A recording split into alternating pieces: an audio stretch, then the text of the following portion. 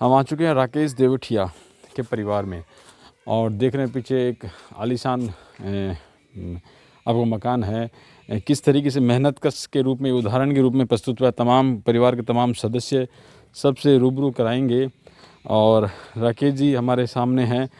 आप देख रहे हैं राकेश जी के परिवार के भाई बंधु मित्र सब लोग हैं। राकेश जी पहले तो बहुत बहुत नमस्ते। राकेश जी कैसे हो? बस बढ़िया। अब आपके पास आ जाता हूँ मैं तो। आइए बिल्कुल साहब। और हमारे कैमरामैन साथी सामने बैठ जाते हैं। तो राकेश जी सबसे कल परसों एक आपका कार्यक्रम था, उसमें हमारा आना हुआ, हमारा जुड़ाव हुआ आपसे। हमें भी लगा कि सामान्य एक परिवार से इस तरह लोगों की मदद आप कर रहे हैं और अपने आप को एक उदाहरण के रूप में प्रस्तुत किया है। तो कैसे संभव हुआ और किस तरीके से कारवां रहा, परिवार के कौन कौन सदस्य हैं, तमाम चीज़ें हम आज आपसे जानेंगे दिन भर। जी बिल्कुल साहब। सबसे पहले मैं ये बताना चाह रहा हूँ कि मैं 2006 में भारतीय तिब्बत सीमा पुलिस में कांस्टेबल पद पर भर्ती हो गया। वहाँ से फिर मेरा प्रमोशन हो गया। उसके बाद में मैंने धीरे धीरे परिवार के सदस्यों को, वाइफ को, भाई की वाइफ को, भाई को, सबको मोटिवेशन किया सरकारी नौकरी के लिए। उनसे तैयारी करवाई मैंने, उनको मोटिवेशन किया कि ये इस चीज़ को पढ़ो, ऐसे गाइड करो। और ये मेरे चाचा के लड़के हैं, आज ये प्रोफेसर पद पे हैं, तो इनको मैंने मोटिवेशन किया मैंने। उसके बाद मैंने धीरे धीरे मतलब बिजनेस, पूरे परिवार को आगे बढ़ाने, सबको साथ, जो भारतीय संस्कृति का संयुक्त परिवार की परिभाषा होती है, उसको चरितार्थ करते हुए आपने काम किया। हाँ जी बिल्कुल साहब। पहले परिवार को मजबूत करें कि इनको सक्षम करें आगे। और उसके बाद में मैंने बिजनेस पे ध्यान दिया थोड़ा। बिजनेस में सबसे पहले मैंने यहाँ पे झुंझुनू के अंदर 8 बीघा ज़मीन ली मैंने, नंगली सलेदी सिंह में। वहाँ पे मैंने पोल्ट्री फार्म बनाया 15,000 का सबसे फर्स्ट साल में। फिर उसके बाद में मैंने उसी पैसे को इन्वेस्ट करके धीरे धीरे आज मेरे पास 1 लाख की पोल्ट्री है, ब्रॉयलर चिकन की। उसके बाद मैंने वो दाना, मेरा पहले महंगा आता था, तो उसको बनाने की फीड मिल भी मैंने खुद लगा दी। एक फीड मिल मेरी मझाऊ में है, संतोष फीड मिल। दूसरी फीड मिल मेरी झुंझुनू के अंदर है। धीरे धीरे धीरे उसमें आदमियों की ज़रूरत पड़ने लगी, तो आज मेरे पास 40 बंदों को मैं रोज़गार प्रदान कर रहा हूँ। उसके बाद मैंने RKD फाइनेंस कंपनी बनाई है, जिसमें लॉकडाउन के दौरान मैंने महिला समूहों को लोन वगैरह कम पैसे के अंदर, और छोटे व्यवसायी, दुकानदार, चाय वाले, उनको थोड़ा लोन अवेलेबल करवाया है। और सामाजिक क्षेत्र में भी मैंने थोड़ा सा ज़रूरतमंदों की मैंने सहायता की है साहब। लगातार इस तरह की चर्चा, जैसे मैं उस दिन कार्यक्रम में आया तो तमाम लोगों ने कहा कि जिस तरह मैंने कार्यक्रम भी देखा, कंबल वितरण का, ज़रूरतमंदों को कंबल वितरण करना, और जो निर्धन बच्चियाँ हैं उनके एजुकेशन की कहीं ना कहीं जिम्मेदारी भी संभालना, तो लोगों का ये फीडबैक था कि सामाजिक सरोकार में राकेश देवटिया और उनका परिवार लगातार है सक्रिय। हाँ, मैं बता देता हूँ, मेरे ट्रेनिंग के दौरान बात मेरे DIG साहब थे। उन्होंने हमें कहा था कि बेटा, जो तुम्हारी सैलरी आती है ना, उससे 10% आप बाहर ज़रूरतमंदों पे खर्च कर दो, बाकी भगवान देखेगा। तो मैं उसी मोटो पे चला हुआ हूँ साहब। और मैंने स्कूल में भी और सामाजिक संस्थाओं में जहाँ भी ज़रूरत पड़ती है वहाँ पे पैसा देता हूँ साहब, 10% मेरे प्रॉफिट का। जी। तो बहुत अच्छी बात है कि अपने लाभ में 10% निकाल कर और ज़रूरतमंदों के लिए काम करना, और तमाम चीज़ें हैं। हम लगभग और बातें करेंगे, परिवार के अन्य सदस्य भी हैं, उन सब से बात करते रहेंगे बच्चों के लगातार। लिए भी ग्राउंड बनाने के लिए मैंने दिया था थोड़ा। भगत सिंह स्टेडियम के अंदर आए थे मेरे पास, तो उनको भी दिया मैंने। और अपनी सरकारी स्कूल है, उसमें CCTV कैमरे उपलब्ध करवाए सिक्योरिटी के लिए। उसके बाद मैंने वाटर कूलर गांव के अंदर पीने के लिए, समस्या थी ठंडे पानी के लिए, तो दिक्कत आ रही थी गांव वालों को, तो मैंने वो भी किया। तो बहुत बढ़िया। मतलब लगातार जिस तरीके से इन कार्यों में लगातार सक्रिय रहते हैं, तो जिस तरीके लोगों की वेल विशिंग है, लोग एक दूसरे से जुड़ते हैं, तो मन में भाव भी, जब जनहितार्थ में जब काम करते हैं तो मन के भाव भी, एक मन में खुशी होती है राकेश जी। सब बड़ा अच्छा फील होता है साहब, शांति मिलती है मन को ऐसा काम करने से, और आगे करते रहेंगे ऐसा काम बढ़िया। तो निश्चित रूप से आज परिवार के सदस्य मिलेंगे और बातें करेंगे। राकेश जी के परिवार के अन्य सदस्य भी, उनसे भी हम बात करते हैं। क्या आपका क्या नाम है? मैं आपके पास में आ जाता हूँ। और डॉक्टर साहब, विकास जी आपको पहले इधर कर देता हूँ मैं, तो बीच का नहीं, कुर्सी मुझे दे दीजिए आप, कुर्सी मुझे दे दीजिए। तो शिक्षा से जुड़े हैं आप, हैं? हाँ, शिक्षा से जुड़ा हूँ। पूरा नाम क्या रहा आपका? विकास देवटिया। जी। विकास जी, मुझे तो है, लेकिन व्यूअर्स के लिए और हमारे कैमरामैन साथियों के लिए आराम से, तो विकास जी मतलब जिस तरीके से परिवार की परिस्थिति शुरू में संघर्षशील रही है और उस संघर्ष के बीच में सरकारी सेवा में जाना, किस तरीके से घर में जो माहौल था एक दूसरे से प्रेरणास्पद करते हुए आगे निकले? ये मेरे बड़े भैया हैं, तो इन्हीं के मोटिवेशन से ये 2006 में IIT में भर्ती हो गए थे। तो मैं भी क्या कि इन्हीं के मोटिवेशन से 2013 में वरिष्ठ अध्यापक के पद पे सर्वप्रथम राजकीय उच्च माध्यमिक विद्यालय का शुरू में मैंने कार्यग्रहण किया। उसके बाद इन्हीं के मोटिवेशन से मैं व्याख्याता के पद पर गया और आज मैं मुख्य ब्लॉक शिक्षा अधिकारी कार्यालय में RP के पद पर कार्यरत हूँ। अब जिस तरीके से एजुकेशन की जो जिम्मेदारी होती है, एक शिक्षक को समाज का आईना होता है और उस शिक्षक समाज के आईने के रूप में बड़ी जिम्मेदारी है। साथ में पारिवारिक माहौल में फिर परिवार, समाज सबका जो आप जिस राह पर आप हो जाते हैं तो एक जिम्मेदारी ये भी हो जाती है कि उस राह पर परिवार के अन्य सदस्य भी जाएं। जिस तरीके से राकेश जी ने आप उनके अनुज परिवार में साथी के रूप में रहे हैं, भाई रहे हैं, तो आगे बढ़ाया, तो उसी जिम्मेदारी को कड़ी से कड़ी जोड़ते हुए आपने भी फिर उस दिशा में कार्य किया। हाँ, उसी दिशा में किया है। हम भी हमारे छोटे बच्चे हैं या समाज में जो बच्चे हैं उनको सबको मोटिवेट करते हैं पढ़ने के लिए। और हमारा लगभग जो समाज है सभी बच्चे गवर्नमेंट उसमें हैं। बात करें कि जिस समाज से आप आते हैं उस समाज की ये कहें कि अभी भी बहुत जगह ऐसी जगह है जहाँ पर बहुत मतलब एक दूसरे की सहयोग की ज़रूरत है उस तो हालांकि सरकार की हज़ारों ऐसी योजनाएं हैं जो लाभान्वित भी हो रहे हैं, लेकिन कई लोग ऐसे जो वंचित हैं, उस संदर्भ में भी देवटिया परिवार क्या कार्य कर रहे हैं? हाँ जी, कर रहे हैं ना। हम एक पीताम्बर फाउंडेशन के नाम से एक संस्था चला रहे हैं। उसमें गरीबों के लिए जैसे ज़रूरतमंद बच्चे होते हैं ना, या कोई भी ज़रूरतमंद लोग होते हैं, उनको कंबल वगैरह है या किसी भी समाज से रहो, ज़रूरत नहीं है कि भाई अपने भाई जाति के ही हो, या कोई भी समाज में कोई भी ज़रूरतमंद है उनको कॉपी किताबें हैं या रजाई वगैरह हैं, सब उपलब्ध कराते हैं। राकेश जी, पीताम्बर फाउंडेशन के बारे में जिस तरीके से आप पीताम्बर फाउंडेशन के माध्यम से सेवाएं दे रहे हैं, तो इस संस्था के बारे में भी थोड़ा बताइए। साथ में अपील भी कर सकते हैं कि जो लोग ज़रूरतमंद हो वो आपसे संपर्क करें और आप उनकी सहयोग करना चाहें तो आप किस तरीके से लोग सहयोग ले सकते हैं आपसे? जी, मेरे जयपुर के राजीव उपाध्याय मेरे मित्र हैं, जो कल परसों आए थे प्रोग्राम में। वो मेरे भाई की तरह हैं। उन्होंने 12 साल से ये पीताम्बरा फाउंडेशन चला रखा है। तो उन्होंने मेरे को शेखावाटी क्षेत्र में मेरे व्यवहार से आकर्षित होकर उन्होंने मेरे को अच्छा पद दे दिया उसके अंदर। अब बोला कि सीकर, झुंझुनू, चूरू इन तीनों की जवाबदारी आपकी रहेगी। चाहे वो बंदा ज़रूरतमंद बच्चे है, महिलाएं, बुजुर्ग, वर्द, ये इन ज़रूरतमंद बच्चों को सबको सहायता करेंगे। चाहे वो किसी भी समाज से, सर्व समाज की किसी को भी ज़रूरत हो तो वो मेरे से कांटेक्ट कर सकता है। जी, तो बिल्कुल आप राकेश जी से संपर्क कर सकते हैं। राकेश जी, संपर्क सूत्र भी है व्यूअर्स को। 90 जी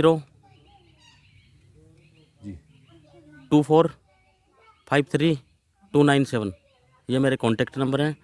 किसी भी ज़रूरतमंद बच्चे को पढ़ाई के संबंधित या कोई इलाज के संबंधित, कोई घर में बीमार हो और उसके पास पैसे नहीं हो, तो वो मेरे से संपर्क कर सकते हैं। जी, बहुत बढ़िया। और देख रहे हैं आपकी जिस तरीके से जो भाव हैं, आप चेहरे पढ़ सकते हैं कि ये अपनी मेहनत से इन्होंने मुकाम स्थापित किया और उस मुकाम के बाद में हमेशा तैयार रहते हैं। सबसे अच्छी बात ये है। राकेश जी, आपके परिवार से मिलना चाहेंगे, उससे पहले विकास जी से बात करने के बाद में डॉक्टर साहब आपसे भी बात करना चाहेंगे। किस तरह का स्वभाव व्यवहार है आपके मित्र राकेश जी का? राकेश जी का बहुत ही अच्छा सरल स्वभाव के आदमी है। इनसे मेरे को मिले हुए अभी एक साल हुआ है और उनका व्यवहार मेरे को बहुत अच्छा लगा, तो मैं इनके साथ जुड़ गया।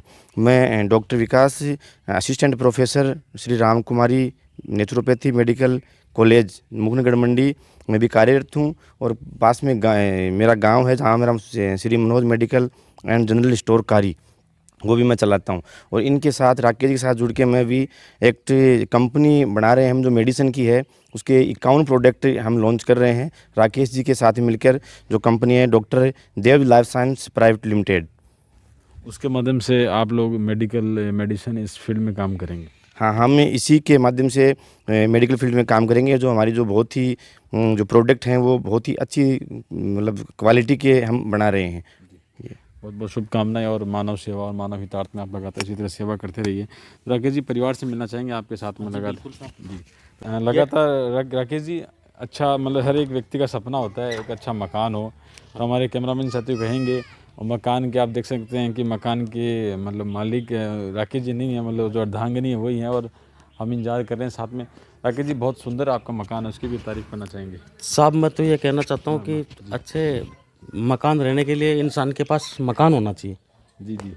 हाँ। हाँ, तो अपना कमाया पूंजी में आपने एक अच्छा सुंदर मकान बनाया जो वाकई प्रेरित करता है। हाँ जी, कमाई पूंजी में और पर्सनल लोन लेके जी जी मैंने ये मकान बनवाया साहब। बिल्कुल। तो लगातार चल रहे हैं हमारे साथ, जब जुड़े रहिए लगातार राकेश जी। बिल्कुल। तो ये राकेश जी घर आ चुके हैं और राकेश जी की धर्मपत्नी। नमस्ते।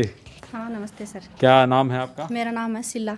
शीला जी बिराजी। चलिए आज आपसे बात करते हैं राकेश जी कैसे इनका स्वभाव है, तमाम चीज़ें हैं। राकेश जी आप भी आइए इधर बिराजें और हमारे कैमरामैन साथी कहेंगे बैठें। तो सबसे पहले आपने कल परसों एक अच्छा कार्यक्रम कराया और आज यही था कि जिस तरीके से परिवार संघर्ष करके आगे बढ़ता है और ऐसे लोगों को साधुवाद होता है तो सामाजिक कार्य में होते हैं।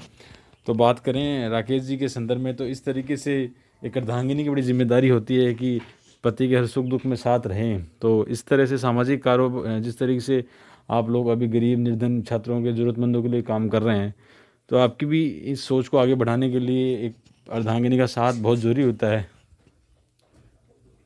क्या मानते हैं मतलब जिस तरीके से? हाँ सर, हमारे पति सेना में थे पहले, तो बहुत ही 12वीं पास करके आई थी मैं। जी मेरी पढ़ाई में इन्होंने बहुत सहयोग दिया और मेरी मेहनत ही नहीं, मैं ये मानती हूँ मेरे पूरे घर का, मेरे ससुर जी का, मेरे देवरों का ही बहुत साथ है मेरे साथ।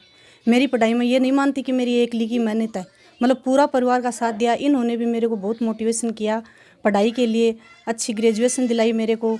मैंने भी घर गृहस्थी को संभाला और उसके साथ साथ पढ़ाई की। उसके बाद मेरे को ये नौकरी मिल गई जूनियर अकाउंटेंट की। 3 नौकरी मेरी साथ लगी। एक STC में आया था, मेरा सिलेक्शन हुआ, वो मेरी बीकानेर आई थी पोस्टिंग, तो वो दूर की वजह से मैंने न कर पाई। फिर दूसरी मेरी पटवारी में हुआ था सिलेक्शन, वो भी मैंने नहीं किया। फिर ये अच्छी जॉब लगी मेरे को, तो इसमें मैंने कर लिया। मेरी बहन को भी मैंने मोटिवेशन किया, इन्होंने भी बहुत ज़्यादा साथ दिया हमारी पढ़ाई में और हमें बहुत ही ज़्यादा मोटिवेशन किया इन्होंने। इन्हीं की वजह से हम इतने आगे पहुँच पाए हैं। बहुत बड़ी बात है कि जिस डिपार्टमेंट में आप हो अकाउंटेंट, मतलब कि तमाम चीज़ों को व्यवस्थित रखना, तो घर बार सब चीज़ों को व्यवस्थित रखने की जिम्मेदारी ज़्यादा और अधिक हो जाती है। हाँ सर, सभी जिम्मेदारियों को संभाला हमने। परिवार भी बड़ा था हमें। मेरी शादी की उस टाइम हमारी ससुर, वो सास है, वो 4 महीने पहले गुजर गए थे। बच्चे बहुत छोटे थे। छोटा देवर है वो तो 8 साल का था उस टाइम, मतलब मेरे बच्चों की तरह थे। वो बहुत ही छोटे थे। अभी MBBS अभी डॉक्टर वो हो रही है, उनकी फाइनल होगी अभी। बहुत बढ़िया, बहुत बढ़िया, बहुत बढ़िया।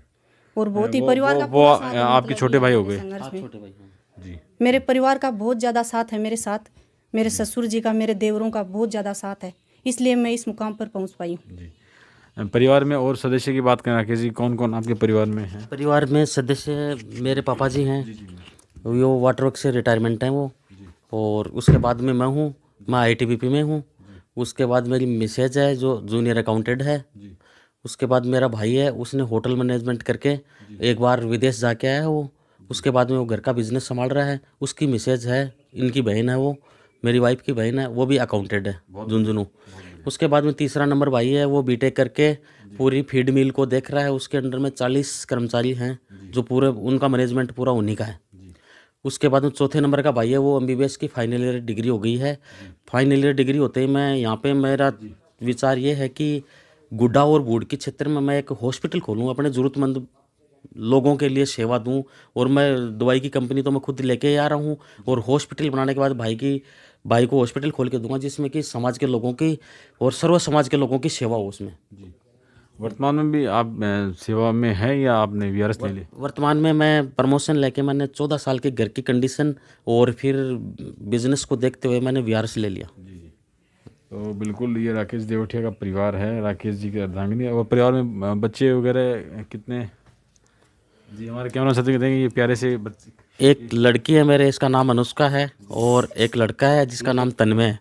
तन्मय से बात करो आप। तन्मय बेटा कैसे हो आप?